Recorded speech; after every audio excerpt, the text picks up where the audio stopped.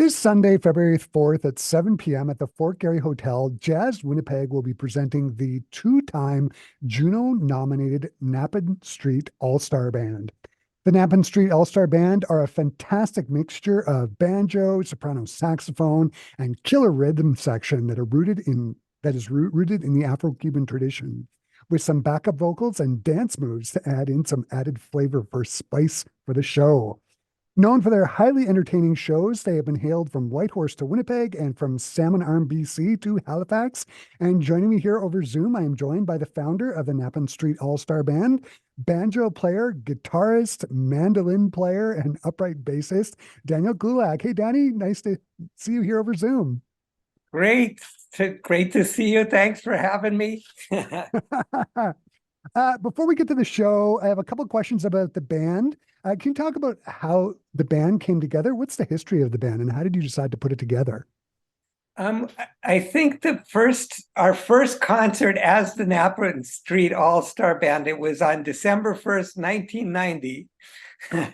And what happened was I was playing with different people, and I started writing tunes when I was fairly young, and I had a few tunes that I just wanted to try recording. And I was playing with different people in different bands, and I assembled a band of people who I just enjoyed playing with, and I liked the way they sounded. And I really, my music comes from a folky, more of an old-time folky tradition. Mm. And at that time, I was a little disconnected because there is a whole fiddle world here, but I wasn't connected with it. So I was, hanging out with people who were, or, playing with people who were into different kinds of music. So I fell into an odd ensemble just of musicians who I liked their musicianship. And so the music was influenced by my friends Mm-hmm. who ended up forming this band. Yeah. Banjo and Afro-Cuban rhythm section they're very different. Uh, how did you envision this coming together? Did you have an idea in your mind what you Well, wanted the band to sound like, or? well,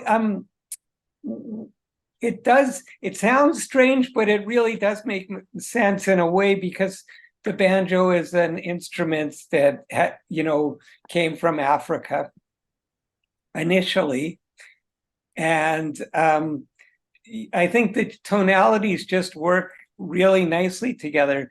In 1990, my first drummer, Daniel Roy, was probably just learning to walk at the time, so he didn't play drums yet. But my first drummer was Adrian Peak, who people may remember from years ago, who was from New Jersey. But what people don't know about him is he's really had a broad depth of knowledge, like Afro-Cuban music, but he also spent time in Africa and in Ghana and played with, the most famous African musician was Fela Kuti. And Fela's drummer sort of showed him rhythms. And so anyway, we were playing with, I was playing with Adrian, and it was wonderful because I would play the banjo tune, and I would say, I want sort of like, I might describe a soft rhythm. And instead of dictating to me, saying, okay, let's do this, and playing something, he would almost like open a briefcase of possibilities. And he said, he would say, okay, we could do this. And he would play a rhythm, or we could do this or that. And so I got like a very basic education in African and Afro-Cuban rhythms, and they just really make sense with the tonality of the banjo. Mm. So, and then I guess my last question about the band is Knappen Street. What is that? What is that a reference to? Well, when we started playing, I lived on the wonderful Knappen Street, Knappen. And since then, I've learned, I think from Jim Ingebrigtsen told me that it was a Swedish word. It means button. And I found out like years later, it was well, there were a lot of Swedes there and a lot of carpenters, and the people who lived on that street actually built, a lot of the West End. So Mm-hmm. that was my street. It Mm-hmm. happened. Uh, can you talk about some of the lineup of the musicians that are going to be joining you on stage on Sunday? Who's going to be joining you? Who's in the band? Okay, there's though my original member from 1990 is Bill Spornitz, Okay. and then Don Benedictson. I had been playing with him at that time also, but he joined my band, very shortly after that. So Don Benedictson and Bill Spornitz, and then who's a And person who can play. Sorry. and Bill Spornitz, he's a saxophonist, right? Yeah. So there was a time when Bill was, out and about playing all the time.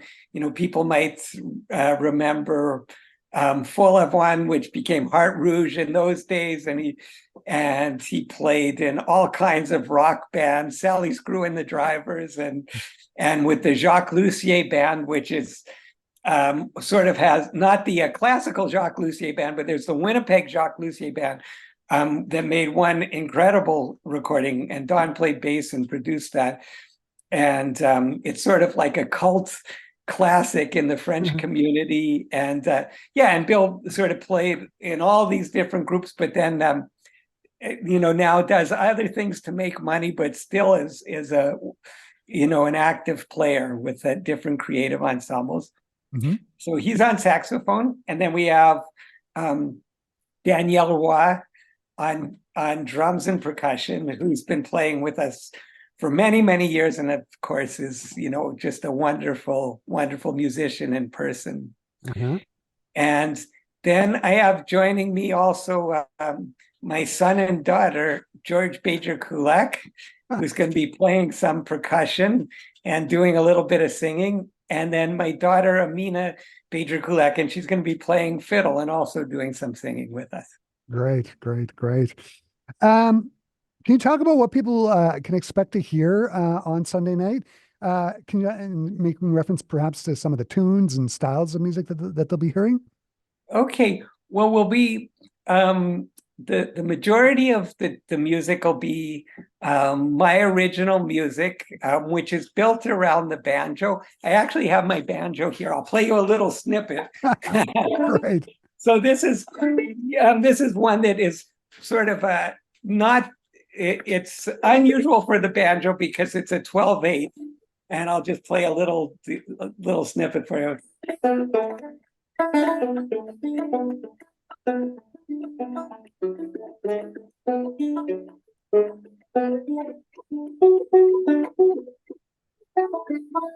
So there will be like these little melodies that I make and then develop, and then the band, the horn and the rhythm section has things built around them. I'll play you another snippet, a fast one.